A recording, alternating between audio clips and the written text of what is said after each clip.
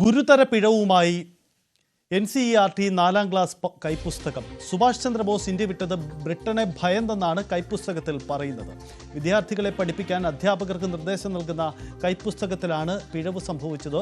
സ്വാതന്ത്ര്യ സമരവുമായി ബന്ധപ്പെട്ടും ഇന്ത്യയുടെ ചരിത്രവുമായി ബന്ധപ്പെട്ടും പഠിപ്പിക്കുന്ന ഭാഗത്താണ് ഗുരുതരമായ പിഴവ് സംഭവിച്ചിരിക്കുന്നത്.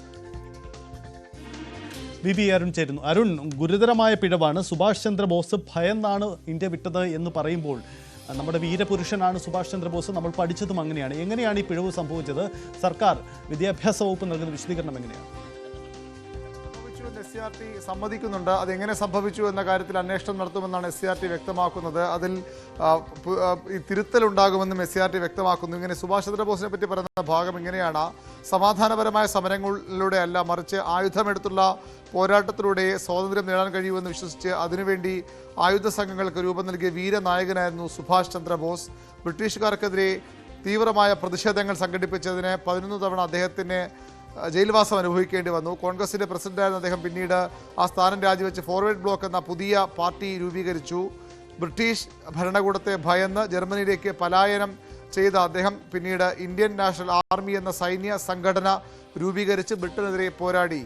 നേതാജി എന്ന വിശേഷണത്തിൽ അദ്ദേഹം അറിയപ്പെട്ടു. ഇന്നൊക്കെ വലിയ പുകഴ്ത്തുകൾ ഉള്ളപ്പോഴും ബ്രിട്ടീഷ് ഭരണകൂടത്തെ പേടിച്ച് അദ്ദേഹം ഇന്ത്യ വിട്ടുപോയി എന്ന പരാമർശമാണ് വിവാദമാകുന്നത്. അവിടെയാണ് വലിയ ഗുരുതരമായ ചരിത്ര നിഷേധവും പിഴവുമുള്ളത്. നമുക്കറിയാം, സുഭാഷ് ചന്ദ്രബോസിനെ പോലെ ധീരനായ ഒരു സ്വാതന്ത്ര്യ സമര സേനാനികൾ കുറവാണ്. അദ്ദേഹം അത്രയധികം ധീരനായി സായുധ വിപ്ലവത്തിലൂടെ തന്നെ ഇന്ത്യയ്ക്ക് സ്വാതന്ത്ര്യം നേടിയെടുക്കണമെന്ന കർശനമായ നിലപാടുണ്ടായിരുന്ന നേതാവ് കൂടിയാണ്.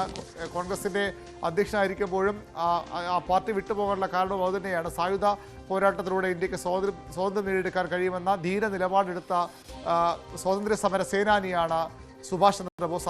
അദ്ദേഹത്തെയാണ് ഇത്തരത്തിൽ തീർത്തും തെറ്റിദ്ധരിപ്പിക്കുന്ന, ചരിത്രത്തെ വളച്ചൊടിക്കുന്ന തരത്തിലുള്ള ബ്രിട്ടീഷ് ഭരണകൂടത്തെ ഭയന്ന് നാടുവിട്ടുപോയി എന്ന പരാമർശമുള്ള പുസ്തകം. സ്വാഭാവികമായും ഈ പുസ്തക പരാമർശം പിൻവലിക്കാൻ തന്നെയാണ് SCRT തയ്യാറെടുക്കുന്നത്. വലിയ വിമർശനങ്ങൾ ഇതിൻ്റെ പേരിൽ ഉയർന്നു കഴിഞ്ഞു. അതിനെതിരെ ഈ പിഴവ് വരുത്തിയ, ഗുരുതരമായ പിഴവ് വരുത്തിയ ആർക്കെതിരെ നടപടി ഉണ്ടാകുമോ എന്നാണ് ഇനി അറിയേണ്ടത്.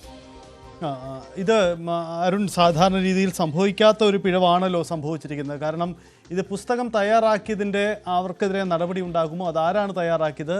ഇത് എന്തുകൊണ്ടാണ് ഇതിൻ്റെ പരിശോധനാ വേളയിൽ ഒന്നും അത് തിരിച്ചറിയപ്പെടാതെ പോയത്? ഇക്കാര്യങ്ങളിലൊക്കെ സർക്കാർ വിശദീകരണം നൽകുന്നുണ്ടോ അരുൺ? ഇതുവരെ അത്ര വിശദീകരണത്തിലേക്ക് പോയിട്ടില്ല. SCRTയെ ബന്ധപ്പെടുമ്പോൾ ഈ പിഴവ് ശ്രദ്ധയിൽപ്പെട്ടു, അത് തിരുത്തുമെന്ന് തന്നെയാണ് പറയുന്നത്.